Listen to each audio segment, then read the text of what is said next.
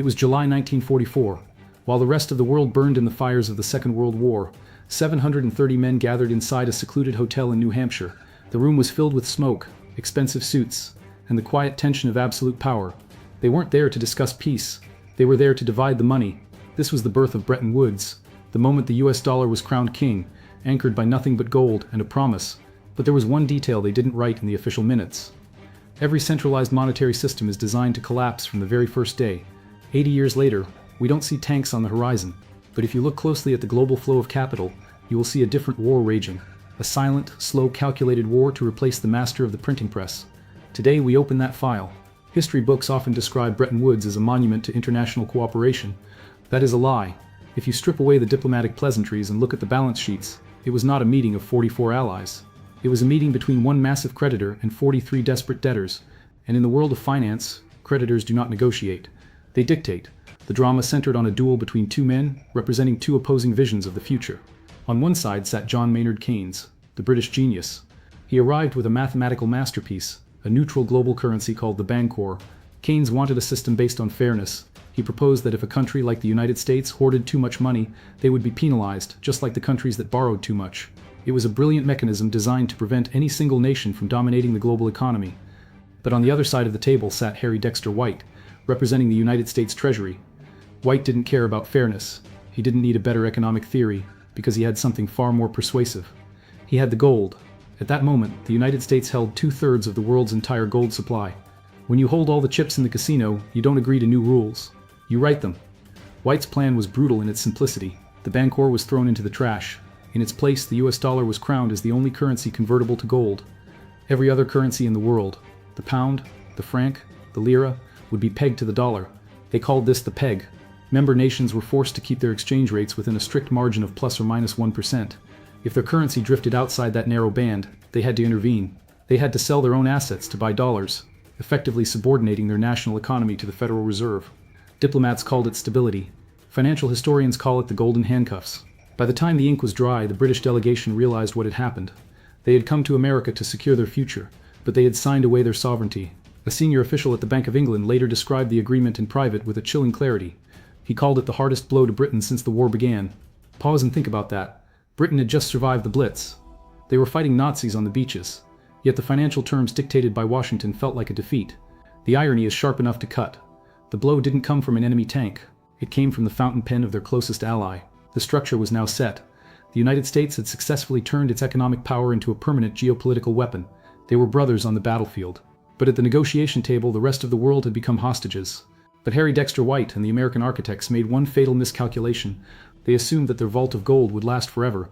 They built a fortress of power on a foundation of simple arithmetic, and they forgot that math does not care about empires. There is a fundamental rule in physics. You cannot be an infinite source of energy in a finite universe. But in 1960, a Belgian economist named Robert Triffin realized that the United States was trying to break the laws of physics. He uncovered a flaw in the Bretton Woods architecture that was so simple, and yet so fatal, that nobody in Washington wanted to talk about it. The world was hungry for dollars. To rebuild Europe, to modernize Japan, and to lubricate global trade, the United States had to flood the world with its currency. They had to run a deficit. They had to spend more than they earned, just to ensure the rest of the planet had enough cash to conduct business. But remember the promise from the hotel room. Every $35 printed was a claim check for 1 ounce of gold. Do you see the trap? If the United States stopped printing money, the global economy would freeze and collapse from a lack of liquidity. But if they continued to print money to save the world, the pile of paper claims would inevitably become larger than the pile of gold in Fort Knox. It was a paradox. To survive, the system required the United States to destroy the very thing that gave the dollar its value: scarcity. Washington called this providing global liquidity. A forensic accountant would call it a Ponzi scheme. They were selling confidence, but they were printing paper. By the mid-1960s, the math began to bleed. Foreign central banks were not stupid. They looked at their vaults and saw mountains of green paper. Then they looked at the US gold reserves, and they saw a shrinking pile. They realized the emperor was writing checks that his vault could not cash. Trust is a fragile currency. It takes decades to build, but it vanishes the moment someone asks to see the collateral. The run on the bank began, not by citizens lining up at ATMs, but by nations lining up at the New York Federal Reserve. France demanded their gold, then Spain, then Switzerland. The gold drained out of America at an alarming speed. The system was doing exactly what it was designed to do. It was eating itself alive. A rational system would have admitted the error and revalued the currency. But when mathematics finally knocked on the door of the White House to collect the debt, the politicians didn't answer with a calculator. They answered with a betrayal. On the evening of Sunday, August 15, 1971, President Richard Nixon interrupted popular television shows to make an announcement. He told the world he was taking bold action to protect the dollar against international speculators. He lied. What happened that night was not a protection measure. It was the largest default in the history of finance. For 27 years, the United States had promised that every $35 was worth 1 ounce of gold. But by 1971, the vault at Fort Knox was bleeding. France had begun to aggressively redeem their paper dollars for physical metal. There were rumors that a French battleship was waiting in the New York harbor to transport the bullion back to Paris. The British were asking for $3 billion in gold. The United States did not have it. They had printed more claims than they had assets. So Nixon did what every cornered debtor does. He locked the doors. He unilaterally suspended the convertibility of the dollar into gold. He didn't ask the IMF for permission.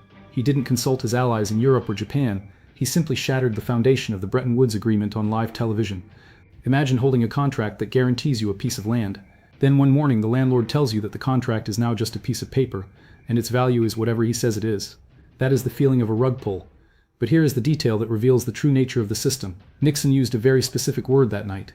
He said the suspension of gold convertibility would be temporary. Temporary. It has been more than 50 years. That temporary measure is now the permanent operating system of the global economy. In that single moment, money stopped being an asset. It became a belief. The world had moved from a system backed by metal to a system backed by faith in the United States government.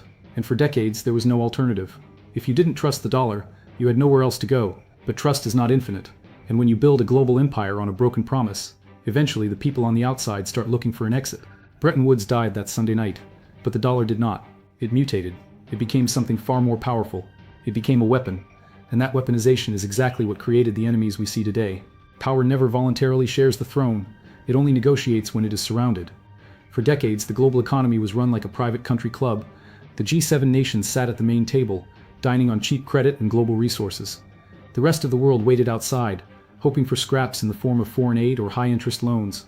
But in the early 2000s, 5 specific outsiders began to realize something. Brazil, Russia, India, China, and South Africa. On the surface, they had nothing in common. A communist superpower, a massive democracy, a resource-rich oligarchy, and a Latin American giant. They spoke different languages, they had different gods, and they often voted differently at the UN. But they shared one powerful, unifying frustration. They were tired of asking for permission. Under the Bretton Woods system, if India wanted to build infrastructure or Brazil wanted to stabilize its currency, they had to knock on the door of the IMF or the World Bank.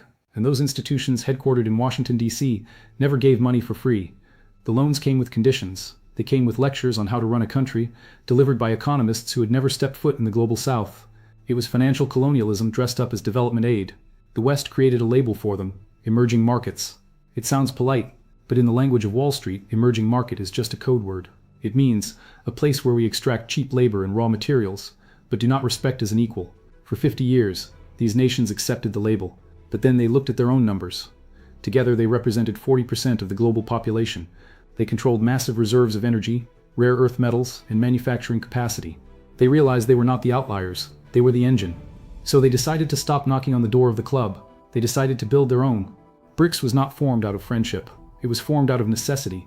It is a marriage of convenience between nations that realized their individual sovereignty was being slowly eroded by the dollar's gravity. They stopped viewing the US dollar as a neutral tool of trade and started viewing it as a leash. And when 40% of the world's population decides they want to cut the leash, the ground begins to shake. But here is where the story shifts from complaints to action. A support group for angry nations is useless if they still have to use the master's bank account to pay for their lunch. They knew that to truly challenge the system, speeches at the UN were not enough. They needed plumbing. They needed pipes, wires, and vaults that Washington could not switch off. So they stopped talking and started pouring concrete.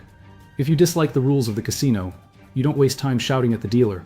You open a new casino across the street. For decades, the United States didn't just control the money. They controlled the pipes through which that money flowed. If you wanted to build a bridge in Asia or a power plant in Africa, you had to use Washington's plumbing. But in 2014, the BRICS nations quietly began laying their own pipes. They established the New Development Bank, or NDB. It was designed to be the shadow twin of the World Bank. Alongside it, they created the Contingent Reserve Arrangement, a liquidity pool meant to bypass the IMF. On the surface, it looked like just more bureaucracy. But look at the mechanism. The NDB's primary mission is to provide loans for infrastructure using local currencies. This is a fundamental shift in the geometry of power. For the first time in 80 years, An international bank is not asking how many dollars do you have before it signs a check. The NDB has already begun issuing bonds in Chinese yuan. They are lending in real and rubles. They don't need a skyscraper in New York or a seat at the Federal Reserve. They only need a ledger that Washington cannot reach, edit, or delete. It is dry irony at its finest. The very nations labeled as developing are now developing the one thing the West thought was permanent, a financial monopoly. This isn't just about debt, it's about sovereignty over the wire transfer. By creating these institutions, BRICS is building a parallel financial universe. It is a world where a sanction from the US Treasury carries the weight of a paper tiger because the money is moving through pipes that don't exist on the Western map. These are the first bricks of a financial wall. But pipes are useless if they remain empty. To truly decouple from the old order, they had to convince the world to stop trading in the king's coin and start using the merchant's own currency. And they chose the most sensitive commodity on earth to start the experiment. The US dollar is often described as the world's reserve currency. In reality, it is a financial nuclear weapon. But there is a fundamental principle to any weapon. The more you use it, the faster your enemies learn how to build a shield. For decades, the global financial community viewed the dollar as a neutral utility, like electricity or water. It was the medium through which everyone conducted business. But in recent years, Washington began to change the nature of that utility. They transformed the dollar from a tool of trade into a mechanism for geopolitical enforcement. Through the use of aggressive sanctions and the disconnection of nations from the SWIFT system, the US Treasury sent a clear message to the world. If you do not align with our foreign policy, we can effectively erase your economy from the map. In the short term, this power is absolute. In the long term, it is suicidal. When you use your currency to freeze the central bank reserves of a sovereign nation, as the West did to Russia, you are not just punishing an enemy, you are telling every other nation on earth that their savings are only safe as long as they stay in Washington's good graces. The response was predictable and cold. Across the globe, nations began to prioritize financial survival over convenience. We are no longer talking about theory, we are talking about physical shipments of energy and grain. Russia and China have accelerated their move to settle massive energy contracts in yuan and rubles. Brazil and China recently signed an agreement to bypass the dollar entirely in their bilateral trade. From the ports of Santos to the pipelines of Siberia, the king's coin is being quietly escorted out of the room.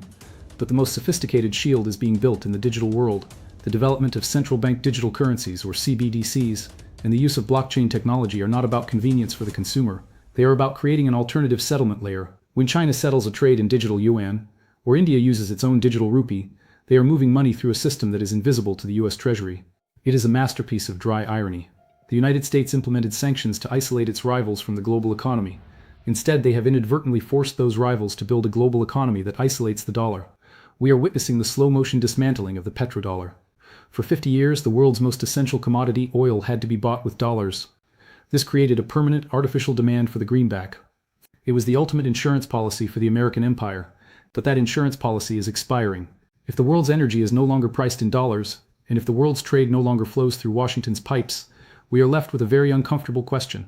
What is actually left for the dollar, besides a crumbling belief in a promise made 80 years ago? It is easy to topple a statue. It is much harder to replace the foundation of the building it stood upon. When we watch the headlines about de-dollarization, it is easy to get caught in the momentum of change.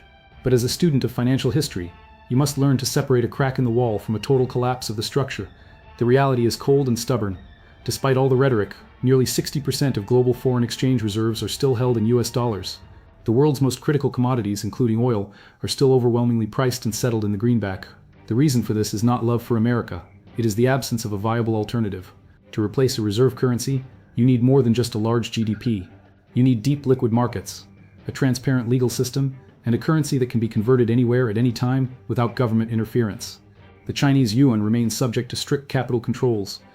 The Russian ruble is volatile, and the idea of a unified BRICS currency remains a distant, perhaps impossible dream. BRICS is not a monolith like NATO. It is a fragile marriage of convenience between nations that often distrust each other as much as they distrust the West. India has explicitly stated it has no intention of undermining the dollar or adopting a common BRICS currency. China and India remain locked in a tense border dispute. Brazil and South Africa face internal economic instabilities that make their currencies unreliable for global trade. There is a dry irony at play here. Many of the nations shouting for an end to dollar hegemony are the same nations that continue to buy US Treasury bonds the moment a crisis hits. When the world gets scary, ideals vanish. Everyone runs back to the old king, because his market is still the only one deep enough to hide in. Habits are far more difficult to break than ideologies. We are not witnessing a sudden revolution. We are witnessing a slow grinding erosion of trust. The dollar is like an aging monarch. He is weaker than he was, his promises are less believable, and his subjects are plotting in the corridors. But he is still wearing the crown, and he still controls the guards. The challenge from BRICS is real. but it is a marathon, not a sprint. They are building an exit, but the world is not yet ready to walk through the door. So where does that leave us? The Bretton Woods system died in 1971, but its ghost still haunts your wallet every single day. Today the bricks of a new order are being laid. They are not being stacked to save the world, but to build an escape hatch for those who no longer wish to be hostages. The cold truth is this: we are living through the most significant transfer of power in a century. It is not happening with tanks and artillery, but through lines of code and silent currency swap agreements. The unipolar world is fracturing. We are not witnessing the end of currency. We are witnessing the end of the single currency. The question for you tonight is not whether the dollar will collapse tomorrow. The question is far more personal. As the economic continents drift apart, which boat is your wealth sitting on? If these pieces finally click together for you, leave a number 1 in the comments. And don't forget to subscribe to Financial Money History. History never stops. It is only waiting for you to turn the next page.